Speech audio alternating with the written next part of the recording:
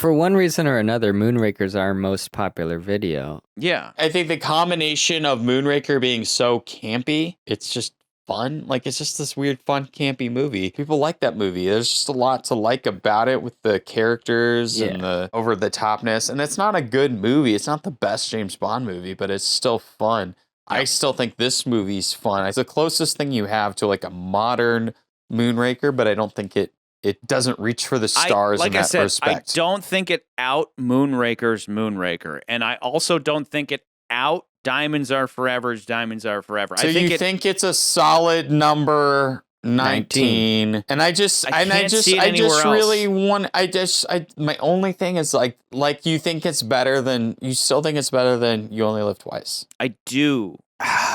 No, and that's the hard part for me. It's like, even just thinking about You Only Live Twice, I'm like, that's my reaction is like, but then I think about Die Another Day and I'm like, it does have merit still. Like, there's still things there that I'm like, that was cool. Like, again, if we can put to bed the argument of Diamonds Are Forever, it's not going to surpass the movie that it was remaking.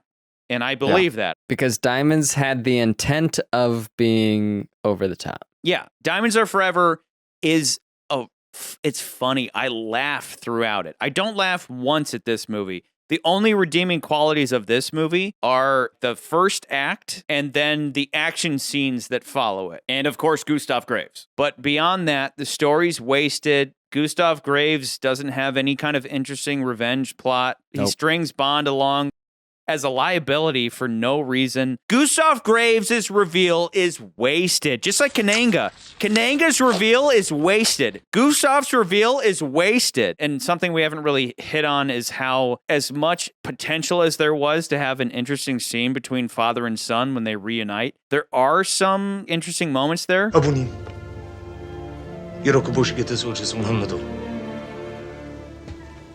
제가 누군지 모르시겠습니까? I don't know you.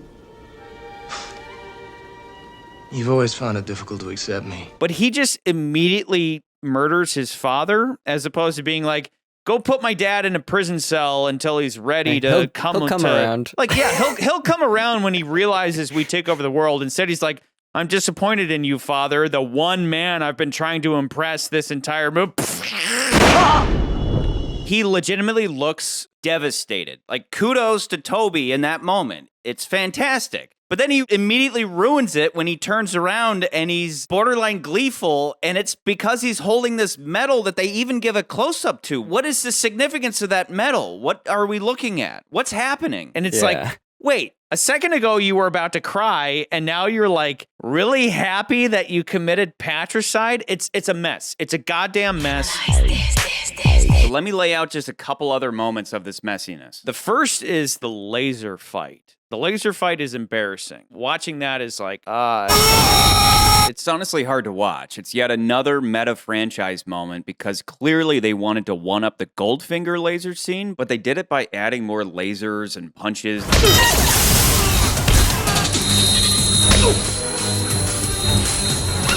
I think you've made your point, Goldfinger. Thank you for the demonstration.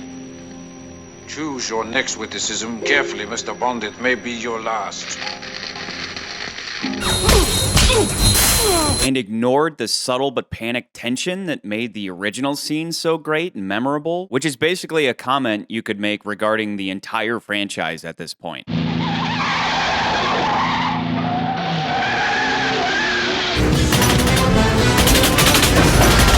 I could have had you killed in the swamp. And why didn't you? You damaged my organization and my pride. I was curious to see what kind of a man you were. I thought there might even be a place for you with Spectre. Granting you life day by day just to see if you get wise. It's been fun. Well, the fun is about to come to a dead end. But before that, do you guys recall the random Valve moment? Valve. All right, keep click clack like mine, yeah. All right, keep click clack like mine, yeah. All right, keep click clack like mine, yeah. Graves has his whole presentation with Icarus, and then it's like, hey, let's go party. And I do kind of like the line. And now let us brighten this night with our inner radiance. It's like perfectly lame and Yeah, it's a very corporate. Yeah. But right after that, Bond's following Mr. Kill and all them. He's like, I'm going to go investigate this. And he uses the invisible car to get close to the, Very the close. botanical They would garden hear a and all V12 that. engine right behind them. Yeah. So then Bond sneaks up to a window, and then a henchman's like, hey, what are you doing here? And Bond beats him up. And then Bond ducks behind cover, and he turns, and there's just a valve there. And Bond's like, I bet if I turn this valve, it'll explode on these guys like a video game. And then Miranda's there, and she pulls him away, and then it's like, I guess, good cover that they start making out, even though Mr. Kill would just be like, hey, you two, what just happened here? Like, that whole scene is like a little microcosm of the whole movie, which is like, what the is going on here? And that's what I mean. In my opening rant, I was like, it's little moments like that start to add up to where you're like, who is in charge here?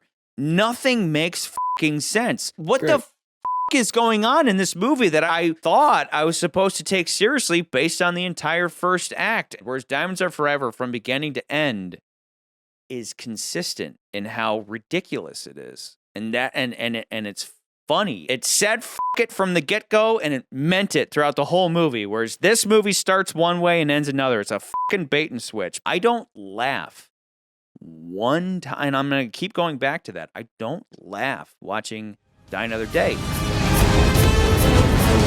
And let's be clear, laughing with the movie is very different from laughing at the movie. And the whole time we're laughing at this movie. And there's an ocean's difference there. There's a huge difference between goofy Bond that's entertaining and serious Bond. But this isn't goofy Bond. This is bad, serious Bond. This is a nightmare. I wish they would have done Goofy. I wish this was Moonraker. And what I really wish they would have done is had the foresight to go, this movie is going to be ridiculous. It's loaded with fan service and Bond references and all that.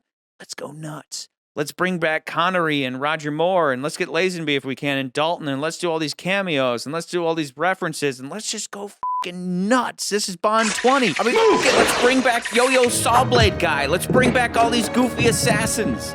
It, we're going to go crazy. Instead, you have Pierce Brosnan stuck in this movie where he's giving it his all, and nobody else is. And I feel bad for him. Yeah.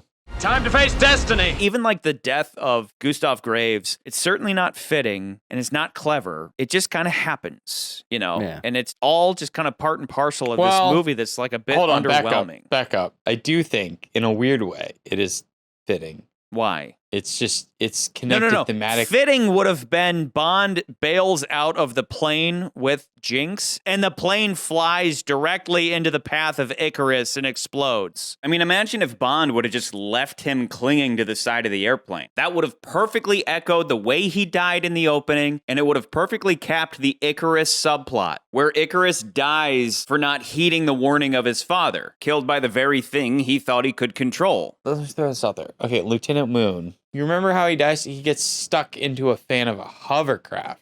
And then launched into a waterfall. And but he gets stuck into a fan of a hovercraft. And then he actually dies too hard. getting stuck in a fan of a jumbo jet. I just think it's somewhat like connected. It's like, okay, you're giving this movie too much credit. No. I see the connection. His mother, it's not that big a deal. His mother was a big fan of Western films, and so when he gets trapped in a fan, Charlie, there's only been a couple of times. Bigger fan, Charlie, there's only been a couple times on this series that you needed to get f***ed harder. One of them was the Man with the Golden Gun. The second someday time you're gonna be on your deathbed, and the Man with the Golden Gun it's gonna be playing on the TV, and you're gonna be like this last guy thought should have before died. you die is gonna be. I'm gonna be like, this guy. Charlie was right, and then you're gonna fucking die. I was never gonna say that. As much as like I told earlier as my drunken rant that I wanted it to be lower than You Only Live Twice, I have to come to the conclusion that like this movie, unfortunately, is a better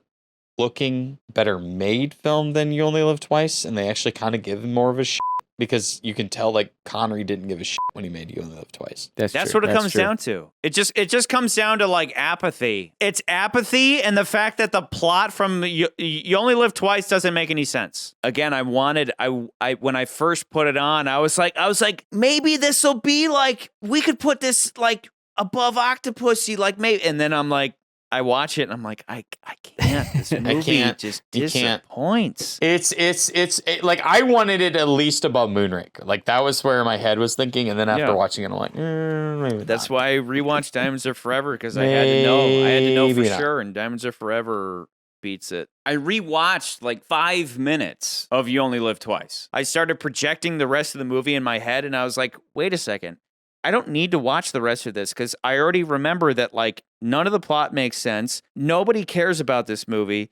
And then when I switch over to Diamonds Are Forever, I'm going to have a lot more fun and I'm going to laugh and I'm going to enjoy myself. And Die Another Day kind of is right in between those two. It's just slightly better. The only thing is that I think Die Another Day overall is a much better made movie than Diamonds Are Forever. And I do think that Die Another Day, even though everything is kind of stupid and Halle Berry's performance is terrible, it's not, I don't ever hate it because I do think it's clever in that like, oh, this guy who was the Korean general, like he switches over and like nobody knows it and Bond has to kind of unveil that. There's that moment where I'm like, okay, I think this might be a little bit better than Diamonds Are Forever. But to Charlie's point, Diamonds Are Forever is like not giving a shit, doesn't care. And then this movie kind of cares at the beginning and then stops caring. That to me is the only reason where I would say maybe we should just put it below Diamonds Are Forever. Because I'm agreeing. I'm conceding. I'm just like, it's 19. Before we had The World Is Not Enough is a remake of A View to a Kill, and it's better than A View to a Kill. We had For Your Eyes Only, a remake of Secret Service. It's better than Secret Service. This is a remake of Diamonds Are Forever that doesn't manage to beat its predecessor. So let's lock it in at number 19. GoldenEye. Still number 1, we got GoldenEye, Goldfinger, From Russia with Love, License to Kill, The Spy Who Loved Me, The Man with the Golden Gun, Dr. No, The World Is Not Enough, A View to a Kill, For Your Eyes Only, On Her Majesty's Secret Service, Thunderball, Tomorrow Never Dies, Octopussy, The Living Daylights, Live and Let Die, Moonraker, Diamonds Are Forever, Die Another Day, You Only Live Twice, They Did It Again in One Breath.